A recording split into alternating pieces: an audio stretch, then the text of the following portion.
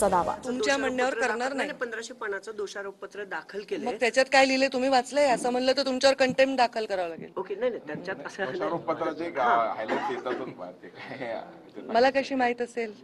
ती गृहमंत्रालयास माहिती असेल सगळी। आता दुसरा विषय असा आहे की बीडचा या निमित्ताने वेळोवेळी उल्लेख होतो आणि बीडची कुठेतरी बदनामी होते असं आता मला तर वाटतं तो विषय मागे पडलाय, पण तुम्हाला टार्गेट दिलेलं आहे की हेच प्रश्न विचारा। अजिबात तो विषय आता एक मिनिट, मी तुमच्या एक मिनिट थांबा, तुमच्या पुण्यात आहे मी। आता त्या महिलावर अत्याचार झाला बस स्थानकामध्ये, झाला नाही का? झाला ना? ते प्रश्न विचारा ना, मी पुण्यात आले, तुम्ही बीडचे कशाला प्रश्न विचारताय? पुण्याचे पत्रकार आहेत तुम्ही। त्या मुलीवर अत्याचार झाला की नाही?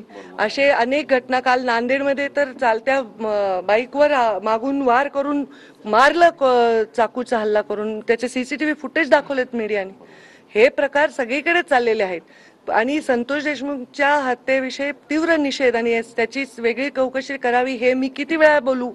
मी झाल्याच्या घटनेपासून 12 डिसेंबरचं माझं भाषण काढा, ऑनलाईन आहे, त्याच्यामध्ये 90% मी त्याच्यावरच बोललेली आहे आणि त्यामुळे त्याच्या आतल्या विषयांवर मी बोलण्याचं माझं ते औचित्य नाही, मला त्यातली माहिती नाही, मी गृह खातं नाही आणि गृह खात्याच्या अधिकाऱ्यांनी ती माहिती देणंही योग्य आहे।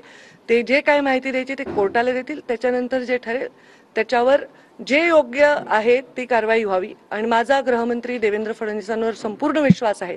त्यांनी शब्द दिल्यानंतर मी त्यांच्याच टीममधली एक मंत्री म्हणून परत वेळोवेळी याच्यावर भाष्य करणं माझ्या भूमिकेला साजेसं नाही। संवेदनशीलपणे त्याची चौकशी झाली पाहिजे, जलद गतीने झाली पाहिजे, हे मी 1001 वेळा ऑलरेडी म्हणून झालेलं आहे।